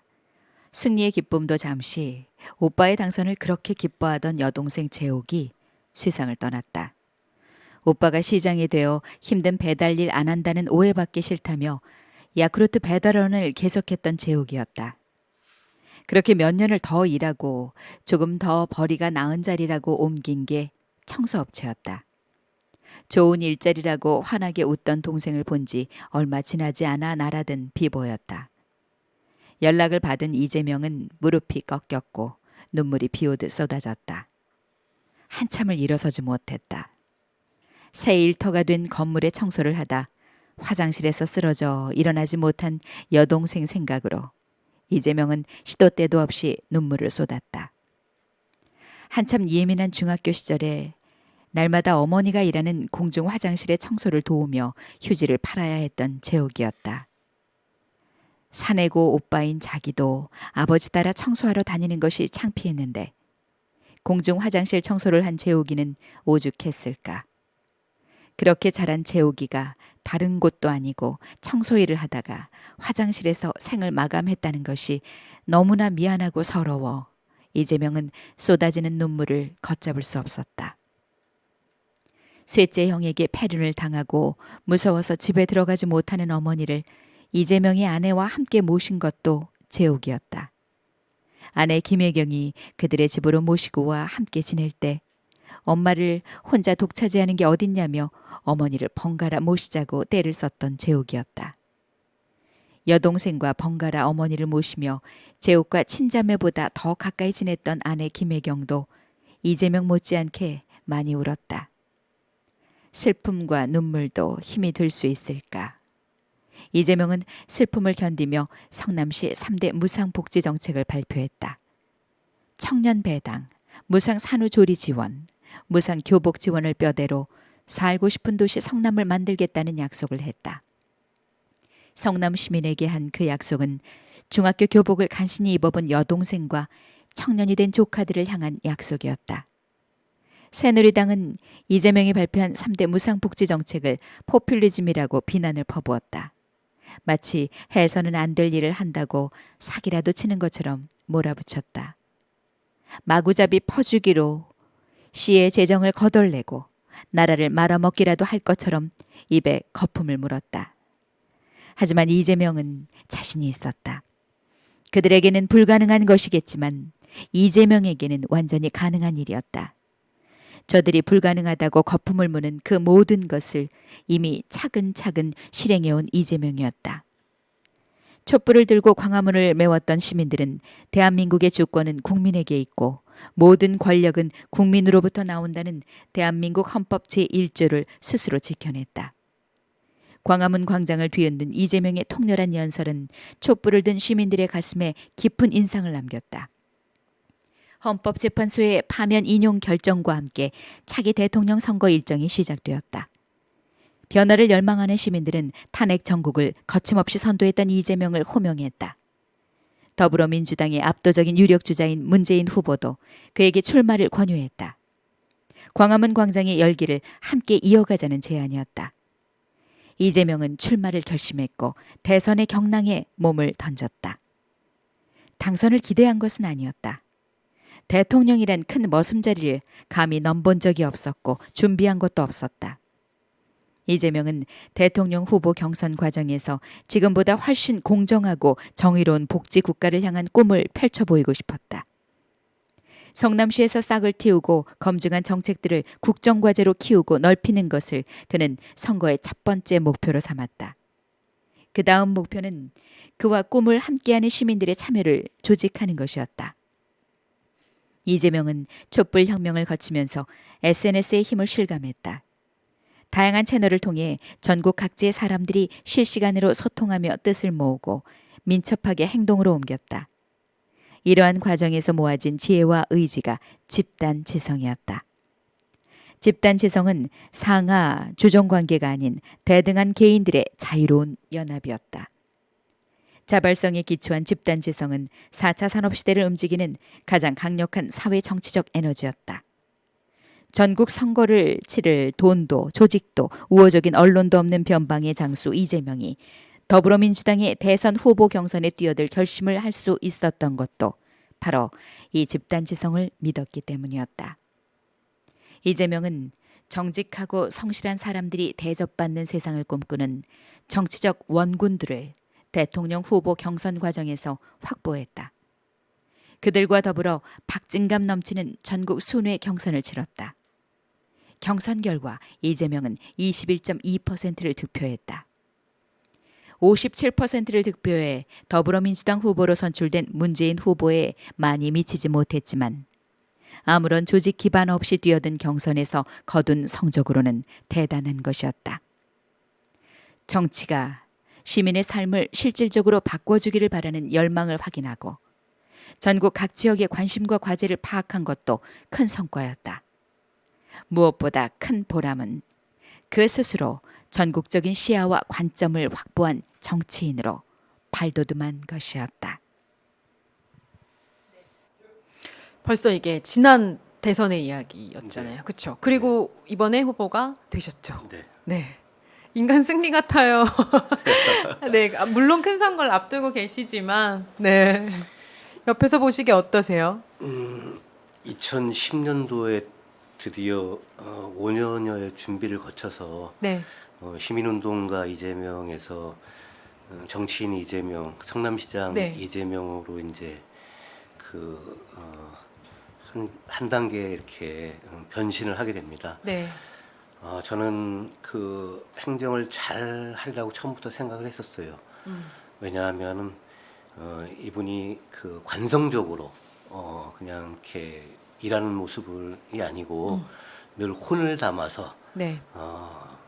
그 최선을 다해서 일하는 모습을 제가 학교 다닐 때부터 시작해서 변호사 시절, 시민운동가 시절에 봤기 때문에 그래서 뭔가 지역 사회를 바꿔놓을 것이다. 네. 특히 그 관료화되어 있는 뭐 공무원 조직이나 이런 것들도 좀 대단히 혁신을 했었고 그 다음에 그 시민들의 니즈가 뭔지, 그러니까 시민들이 무엇을 원하는지를 본인이 어린 시절 겪었던 그런 어려움들 뭐 이런 것들을 토대로 해서 알고 있었고 그다음에 그걸 갖다가 행동으로 옮겼어요. 아까 말씀하신 대로 그 청년들의 어려움들을 갖다가 이렇게 지원하고자 청년 배당을 네. 전국에서 처음 실시했고 그다음에 그 요즘 출생률이 되게 낮지 않습니까? 공공산후조리원을 지원하는 역할, 그 다음에 또 어려운 청소년들을 배려해서 교복을 지원하고 그럼에도 불구하고 그렇다고 주변 큰 일을 안 한 건 또 아니잖아요. 그렇죠. 네. 주변과 관련해서는 되게 냉정했어요. 아까 그 또 여동생 이재욱 씨 네. 얘기가 나오던데 사실 제가 그때 결혼식장에 이재욱 씨 결혼할 때 결혼식장에도 갔었어요. 그러셨어요? 예, 예. 그 오빠가 시장인데 네. 여동생이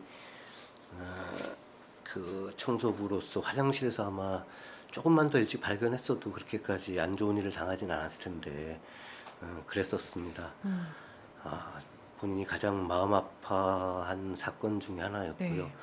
그래서 하여튼 뭐 당시 하여튼 그 청렴을 갖다가 대단히 강조했었습니다. 그래서 부패 지옥, 청렴 천국 뭐 이런 것들을 갖다가 특히 공직자들한테 대단히 강조를 했었고 아마 그런 도덕적 힘들이 본인이 지금까지 이렇게 네. 살아남을 수 있었던 그런 계기가 되지 않았나.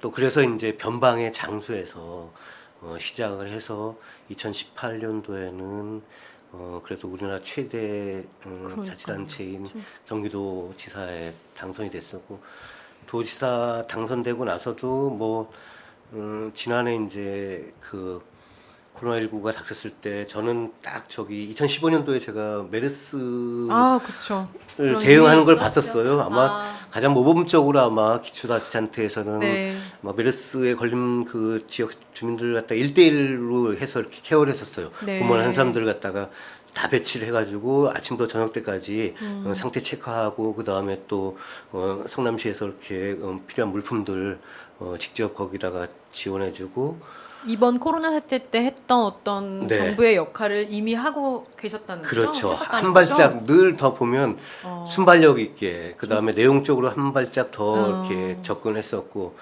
그래서 제가 기억에 나는 건 지난해 이제 그 코로나19가 아주 그 창궐하고 있었을 때 아마 모 종교단체 신천지 초창기에 예. 그때 신천지 본부가 뭐 과천에 있었고 그다음에 또 네네네, 그 맞아요. 주요 기억나네요. 성지가 경기도 북부에 네. 있는 모처에 있었는데 본인이 바로 네. 그 주유소 습격 사건이라는 영화 제목처럼 네. 신천지 본부를 직접 본인이 갔었죠. 나를 따르라 해서 갔을 때 저는 그때는 뭐 제가 딴 곳에 있었지만 저는 그렇게 충분히 할 거라고 본인이 메르스 때 해봤던 그 신속 대응 그래야지만이 더 많은 그 도민을 갖다가 구할 수 있다 하는 것 때문에 저는 뭐 충분히 그렇게 했으리라고 보고 그다음에 뭐 우리가 또 여름에 보면 뭐 이렇게 그 휴가철이나 이럴 때 뭐 가족들하고 친구들하고 이렇게 계곡 갔을 때 뭐 이렇게 자릿세 이렇게 내고 뭐 이런 거 관련해서 좀 사람들이 상당히 좀 이렇게 기분 좋게 갔다가 좀 이렇게 바가지 쓰고 네, 그렇죠. 불편하게 그것도 하여튼 뭐 환경오염도 이렇게 그렇고. 본인이 신속하게 그러니까 현장을 아는 거죠. 그러니까 그게 되게 저는 사실 그 대통령이 된다 안 된다 이런 문제가 아니라 어떤 시대가 요구하는 어떤 능력이라는 게 있는 것 같다는 생각이 드는 게 코로나를 아마 저뿐만 아니라 많은 독자분들도 뭐 이렇게까지 이 일을 겪게 될 줄이야. 이게 이렇게 2년 넘도록 진행될 줄이야. 그리고 앞으로도 사실은 이 코로나 말고도 다른 일이 없으리란 법이 없잖아요. 맞아요. 그럼 도대체 이때 내가 그러니까 정말 생명에 관련된 문제니까 더 절실해지고 뭐 아이가 네, 그렇습니다. 있으시잖아요. 네. 그렇죠? 미래에는 어떻게 될까? 너무 예. 걱정스러운 거죠, 사실은. 누가 이걸 어떤 리더가 어떤 지도자가 함께 해야 정말 많은 사람들이 잘 살 수 있을까? 뭐 이런 생각 하게 되긴 해요, 솔직히 말하면. 네. 그러니까 늘 보면 네네. 그 뭐랄까 고민을 많이 하는 것 같아요. 고민을 많이 하고 실제로 그 사람 입장에서 그러니까 많은 국민들 입장에서 이렇게 사고하고 실천한다고 봐요. 무슨 말씀이냐면 2016년 10월 말에 네. 청계천에서 제1차 이제 그 집회가 있었어요. 그때 네. 바로 국민들의 정서를 읽고 박근혜 전 대통령에 대한 탄핵을 언급했던 그걸 보면서 제가 야 역시 이재명 그 당시 승부사인가요? 성남시장의 그 이 승부사 기질은 빠르구나 네. 그런 걸 느꼈었고 그 다음에 또 하여튼 뭐 그 대중들의 그 아픔 그다음에 대중들이 무엇을 요구하고 있는가 그런 것들을 갖다 읽는 능력이 대단히 뛰어난 사람이다. 그런 평가를 좀 이렇게 하고 싶어요. 그래서 아마 그런 힘들이 네. 이번 민주당 경선 과정에서도 뭐 본인이 얘기하셨으니까 뭐 난 무수저고 내가 나를 지원하는 국회의원들도 별로 없었다. 뭐 네. 그럼에도 불구하고 국민들의 어떤 그런 기대가 네. 대통령 후보까지 맞는 것이 아닌가. 그게 아니라고는 말 못할 것 같아요. 예, 예. 네, 사실은. 네. 거기다가 이제 국민들이 대다수 국민들이 좀 세상을 변화시킬 수 있는 그런 변화의 계기를 이재명을 통해서 이렇게 하지 않을까. 본인이 뭐 이렇게 잘나서라기보다는 이재명을 대리인으로 이재명을 대변인으로 해서 한번 이 답답한 세상들을 좀 한번 변화시켜 달라. 그런 것들에 대한 그 요구들이 이재명을 통해서 나타나고 있는 거라고 저는 이렇게 해석을 좀 하고 싶어요. 네. 이 책을 진짜 네. 가까운 분으로서 읽으셨을 때 네. 어떠셨어요? 저는 그게 진짜 궁금하기는 하더라고요. 진짜 그러니까 저는 사실은 아까도 초반에 시작할 때부터 말씀드렸던 것처럼 사실 전 잘 모르거든요. 네. 근데 이렇게 모르는 제가 예. 오늘 북콘서트 사회를 예. 보게 된 건 그냥 제가 이 책을 읽는 독자로서 이 자리에 섰고 네. 이 자리에서 함께 이야기를 나누고 있었는데 저는 사실 이 책을 통해서 조금은 변화한 건 사실 솔직하게 고백을 드리자면 맞기는 맞아요. 네. 근데 저보다 훨씬 가깝게 잘 아시니까 아시는 분 입장에서 이 책은 어떤 의미를 가질까요? 그 시인 도종환 씨 지금 아마 국회의원 하고 계시죠. 네. 그분께서 이렇게 쓴 시 중에 19 중에 하나가 흔들리지 않고 피는 꽃이 어디 있으랴 뭐 이런 시기가 저는 기억이 나는데 네.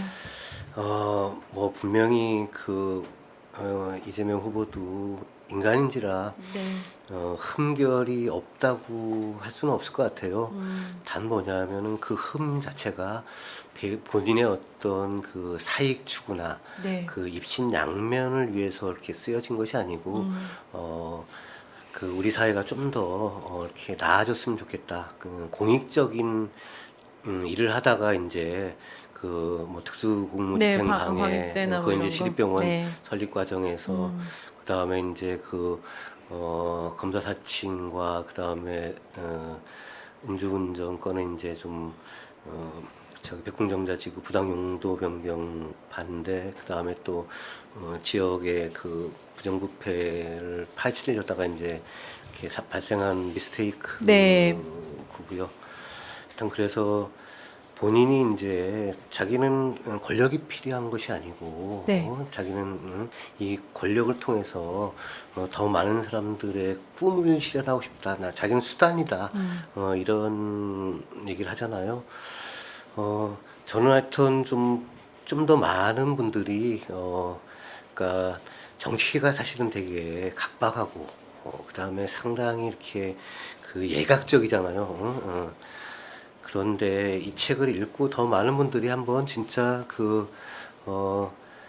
이 휴머니스트로서의 인간 이재명을 한번 들여다봐서 인간의 내면도 한번 바라보고 네. 진짜 저 사람이 어떤 사람인가를 좀 이렇게 알아줬으면 알아가는 과정으로서의 도구로서 좀 인간 이재명이 좀 이렇게 읽혀졌으면 좋겠다. 그래서 네. 진짜 한번 사람 아는 만큼 보인다고 네. 또 보이는 만큼 사랑한다고 한번 좀 이렇게 독자들이 읽고 한번 가면 이재명이 바라는 진짜 변방의 용장에서 이재명이 생각하는 그 대동 세상이 만들어질 수 있지 않을까 그런 생각을 좀 해봤었습니다. 네.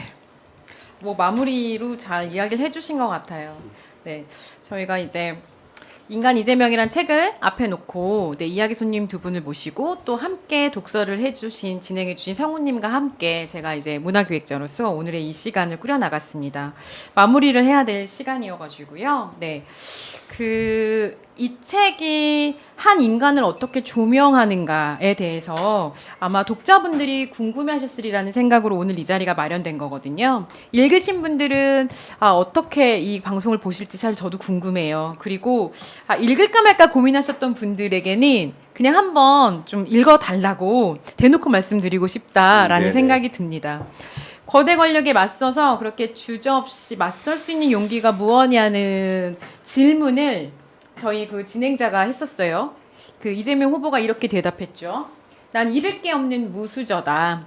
지금 얻은 것이 과분하고 다 잃어도 아까울 것이 없다. 지킬 기득권이 없으면 잃을까봐 두려워할 것도 없다. 그래서 언제나 적당히 타협하지 않고 최상에 도전하겠다. 내가 진실의 편에서 최선을 다해 싸운다면 아무리 강한 적도 이길 수 있고 설사 이 싸움에서 진다고 해도 얼마든지 다시 일어설 수 있다고 믿는다. 음해와 공작이 진실을 이기겠습니까? 이런 질문을 오히려 던져줬다는 이야기를 들었을 때 충분히 매력적인 사람이다. 네, 저로서는 그 정도로도 좋겠습니다. 네. 집단지성의 힘이 돋보일 수 있도록 이 책은 3중의 스토리텔링을 도입했습니다. 하나는 이재명의 서사, 그리고 둘은 이재명과 관련한 증언과 자료의 서사, 그리고 이 책의 공동 진행자들의 서사가 더해졌습니다. 오늘 이 콘서트를 통해서, 북콘서트를 통해서 아마도 이 독자들의 서사가 더해지지 않을까라는 생각을 합니다. 많은 이야기를 조금 들려드렸습니다. 좀 두서없을 수도 있고 조금 부족한 면도 있을 수 있겠지만 이 책에 서문에 쓰여져 있던 것처럼 더 하실 말씀이 있으면 이야기를 전해달라는 말이 있어요. 그리고 주소도 나와 있어요. 블로그 주소도 나와 있습니다. 혹시라도 오류가 있다면 계정으로 제보해달라는 이야기. 소감도 전해주셨으면 좋겠고 그렇게 많은 분들의 이야기를 통해서 이 책이 또한 진행됐으면 좋겠다는 생각을 합니다. 앞으로도 집단지성의 힘으로 5중, 6중의 스토리텔링으로 확대되질까 하는 기대를 가지고 오늘 북콘서트를 마무리해볼까 합니다. 여러분 감사합니다. 고맙습니다.